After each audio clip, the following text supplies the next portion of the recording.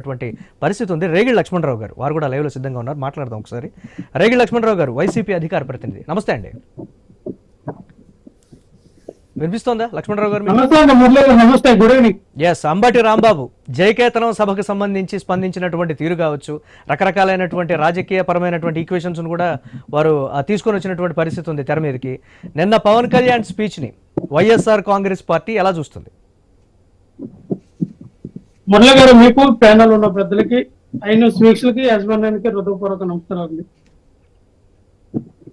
మనం నిన్న పవన్ కళ్యాణ్ గారు ఏం మాట్లాడారు, సభ మొత్తం మీద 2 గంటలు మాట్లాడినటువంటి పవన్ కళ్యాణ్ గారి స్పీచ్ ఏంటనేది మాట్లాడే ముందు టీడీపీ నాయకులు అక్కడ ఉన్నటువంటి అధికార ప్రతినిధి విజయభాస్కర్ గారు ఎవరు ఉన్నట్టున్నారు మీ పక్కన కూర్చున్నారు. మీరు అప్పటికే 10 సార్లు అడుగుతా ఉన్నారు, పిఠాపురంలో వర్మ గారు వల్ల మేము గెలవలేదండి, పిఠాపురంలో వర్మ గారు దీని మీద కాదు, అది ఆయన కర్మ. ఎవరంటే లేదు, అక్కడ వీక్ క్యాండిడేట్ పెట్టారు, వంగ అమ్మాయి ఆవిడని పెట్టారు, ఆవిడ వీక్ క్యాండిడేట్ వంగ గీత ఆవిడ అని ఈయన మాట్లాడుతూ ఉన్నారు. వంగ గీత గారు బలమైన క్యాండిడేటా వీక్ క్యాండిడేటా? నేను హైదరాబాద్ నుండి స్టూడియోలో మాట్లాడుతూ ఉన్నాడు. ఒకసారి గూగుల్లో వంగ గీత గారి గురించి ఒకసారి మీరు చర్చ చేయండి. ఆవిడ ఎంత బలమైన క్యాండిడేట్, ఎంత బలమైన సామాజిక వర్గం నుంచి ఎంత బలంగా ఆవిడ ఎన్ని సంవత్సరాల నుంచి రాజకీయ అనుభవం ఉంది, ఎన్ని రకాలైనటువంటి రాజకీయంలో ఉన్నటువంటి పదవులన్నింటిలో కూడా ఆవిడ అన్ని పదవులు కూడా ఆవిడకి వచ్చినాయి. అన్ని లక్ష్మణరావు గారు ఆమె పుట్టింది తెలుగుదేశంలోని 87లో ఎన్టీ రామారావు గారు ఉన్నప్పుడు ఆమె జిల్లా పరిషత్ టికెట్ ఇచ్చారు. ఇప్పుడు మీరే అన్నారు ఆవిడ వీక్ క్యాండిడేట్ అని మీరు అన్నారు, ఆవిడ పుట్టింది తెలుగుదేశం పార్టీలో మీరు అనుకుంటున్నారని ఓపుకు పట్టండి సార్. ఒక నిమిషం, నేను అన్నది ఏంటంటే ఇక్కడ వీక్ క్యాండిడేట్ వైఎస్ఆర్ పార్టీ వాళ్ళు గెలిపించారు, వైఎస్ఆర్ పార్టీ వాళ్ళు గెలిపించారని ఎందుకంటారండి? ఇక్కడ క్రిస్టల్ క్లియర్ గా పవన్ కళ్యాణ్ గారు, నాగేంద్ర బాబు గారు వాళ్ళు ఏమన్నారు తెలుసా? వర్మ గారు అన్నారు, one of the reason Varma గారు అయితే అసలు నా గెలుపుకి కారణము మీరెవరు కాదు, అసలు టీడీపీ కాదు, బీజేపీ కాదు, నా వల్ల గెలిచాను, మా జనసేన పార్టీ కార్యకర్తల వల్ల గెలిచాను రా బాబు అని క్రిస్టల్ క్లియర్ గా చెప్పారు నాగేంద్ర బాబు గారు. చంద్రబాబు నాయుడు గారి వల్ల, బీజేపీ వల్ల, కూటమి ఏర్పడటం వల్ల మేము గెలవలేదు. అక్కడ పవన్ కళ్యాణ్ గారి ఇమేజ్, జనసేన పార్టీ కార్యకర్తల యొక్క బలము, అక్కడ కాపు సామాజిక వర్గం ఓట్ల వల్ల మాత్రమే మేము గెలిచాము. ఇక్కడ టీడీపీ క్యాడర్ కానీ, టీడీపీ కార్యకర్తలు కానీ, పవన్ కళ్యాణ్ ప్రపంచం ఏం లేదంటారా మీరు లక్ష్మణరావు గారు? పవన్ కళ్యాణ్ ప్రపంచం ఏం లేదంటారా సార్? ఇక్కడ అన్నిదేనంటే వాళ్ళు ఎంత తెలుగులో మాట్లాడారో మీకు అర్థం కావట్లా. టీడీపీ క్యాడర్, టీడీపీ నాయకుల వల్ల, టీడీపీ కార్యకర్తల వల్ల మీకు గెలవలేదు 21 సీట్లు.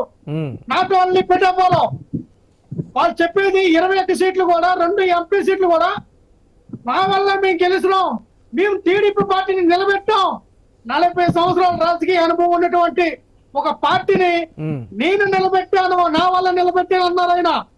కూటమి ఏర్పడి కూటమి ప్రభుత్వం వల్ల జగన్మోహన్ రెడ్డిని మేము ప్రధానమంత్రి స్వయంగా పవన్ కళ్యాణ్ గురించి బహిరంగంగా ఒప్పుకొని మాట్లాడినటువంటి పరిస్థితి ఉంది కదా. అంటే ఆ ఆనందంతో, ఆ విజయ గర్వంతో మాట్లాడకూడదా అలా బహిరంగ సభల్లో కూడా కార్యకర్తలు గారు? మనకేదో బంధాలు సత్సంబంధాలు బాగున్నప్పుడు చాలా మాట్లాడతాం. ఇదే పవన్ కళ్యాణ్ గారు ఈ రోజు నిన్న సభలో మాట్లాడిన మాటలకి టీడీపీ అంతర్గత నాయకులు, టీడీపీ కార్యకర్తలు ఏం చేయాలో తెలియక పాప ఆయన టీవీ ముందు ఉన్నాడు కాబట్టి ఏం మాట్లాడలేకపోతున్నాడు. బయట అక్కిలో గుగ్గులం అయిపోతూ ఉన్నారు. ఏంటి మా ప్రస్తావన లేదేంటి, కూటమి అని పదవి రాలేదేంటి? మరి టీడీపీ వాళ్ళు గెలిచానో, బీజేపీ గెలిచిన కాకుండా కూటమి ఏర్పడింది కాబట్టి 21 సీట్లు గెలిచాము. కూటమి ఏర్పడింది కాబట్టి నేను గెలిచాను. కూటమి వల్ల ప్రభుత్వం స్థాపించమన్నా నేను టీడీపీని నిలబెట్టాను. అది నిజంగానే సిగ్గు లజ్జ ఉండే టీడీపీ నాయకులు కానీ, బీజేపీ నాయకులు కానీ రాజకీయంగా మాట్లాడండి ప్లీజ్. ఇది రాజకీయమే సార్, సిగ్గు లజ్జ మీద భూత పదం కాదు సార్. ప్లీజ్ సిగ్గు లజ్జ ఎందుకన్నానంటే, పౌరుషం ఎందుకన్నానంటే రాజకీయంలో వారి పార్టీ అంతర్గత విషయాలు వైఎస్ఆర్ కాంగ్రెస్ పార్టీ 40 సంవత్సరాల అనుభవం గల పార్టీ ఏమి కాదు, మీ వల్ల కాదు, నా వల్ల ఈ రోజున మీరు గెలిచారని నిన్న కాక నిన్న వచ్చిన తోక పట్టి మిమ్మల్ని ఉద్దేశించి ఒక పార్టీ అధ్యక్షుడు మాట్లాడారంటే మీరు నీళ్ళు లేని నూతులో పడి సమాధి అయిపోవాలా. ఎందుగా అంటా ఉన్నానంటే, సరే, జనసేన నేతలు ఇస్తున్నటువంటి ఒక ప్రశ్న లక్ష్మణరావు గారు, జనసేన నేతలు ఇస్తున్నటువంటి ప్రశ్న ఏంటి అంటే 11 ఏళ్ల జనసేన 11 సీట్లకు పరిమితం చేయడంలో జనసేన పాత్ర ఏమీ లేదా? జనసేన పాత్ర ఏమీ లేదా? చాలా మంచి ప్రశ్న అడిగారు, చాలా మంచి ప్రశ్న.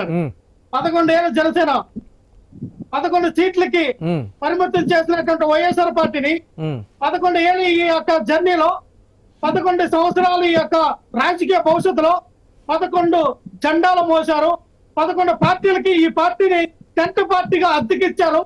ఈ రోజున ఎవరైనా పార్టీలు పెడతారండి, ఏ పార్టీని అద్దెకెవరు, కానీ ఆంధ్రప్రదేశ్ లో పవన్ కళ్యాణ్ గారు ఒక్కరే పార్టీని అద్దెకిస్తారు. ఎందుకంటే ఇది టెంట్ పార్టీ, సామియాన పార్టీ కాబట్టి ఎవరికి కావాలి, ఎవరు ఓడుకున్నంత వాళ్ళు ఓడుకోవడమే. ఇక్కడ పార్టీ అద్దెకివ్వబడను కేరా పవన్ కళ్యాణ్ గారు. ఎందుకంటే పార్టీలు అద్దెకివ్వడం ఏంటి, పార్టీ పొత్తు పెట్టుకోవడం అంటే అర్థం ఏంటంటే అద్దెకివ్వడం. ప్లీజ్ వేణుగోపాల్ గారు, వేణుగోపాల్ గారు, వేణుగోపాల్ గారు ప్లీజ్. మేము అనేది ఏంటంటే ఒకసారి ఇక్కడ 11 సీట్లు వచ్చి మమ్మల్ని ఎగతాలు చేస్తూ ఉంటారు. ఏ సింగిల్ గా పోటీ చేస్తాం, 11 వచ్చాయి, లేదు 1 వచ్చినా 2 వచ్చినా 0 వచ్చినా సంతోషమే. మేము ఒంటరిగా పోటీ చేస్తాం, ఒంటరిగా ప్రజలకు వెళ్ళి అయ్యో ఆశీర్వదించండి మేము అడిగాం. వైఎస్ఆర్ కాంగ్రెస్ పార్టీ నేతలు కూడా, లక్ష్మణరావు గారు ఒక నిమిషం, వైఎస్ఆర్ కాంగ్రెస్ పార్టీ నేతలు కూడా చెప్తుంది ఏంటంటే ఇప్పుడు 11 తర్వాత కంప్లీట్ గా 175కి 175 మళ్ళీ మేమే గెలుచుకుంటాం, చరిత్రను తిరగరాయిపోతున్నాం అనేటువంటి మాట అయితే చెప్తున్నారు. చూద్దాం ఆ స్థాయిలో ఉంటుందా, లేకపోతే నిజంగా పవన్ కళ్యాణ్ గానీ లేకపోతే కూటమి నేతలు కానీ వైఎస్ఆర్ కాంగ్రెస్ పార్టీ ఆరోపిస్తున్న స్థాయిలో ప్రభుత్వం నడుస్తుంది అనేది కూడా ఒకసారి మళ్ళీ మాట్లాడదాం. రైట్, ఇక షేక్ సైదా గారు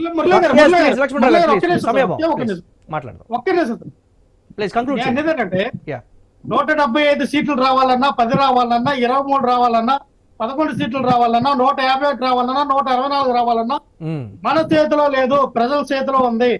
ప్రజలు విశ్వసిస్తే, ఏ పార్టీని విశ్వసిస్తే ఆ పార్టీ అధినాయకుడు సీఎం అవుతారు. అది భవిష్యత్తులో ఖచ్చితంగా ప్రజల్లో కూటమి ప్రభుత్వం మీద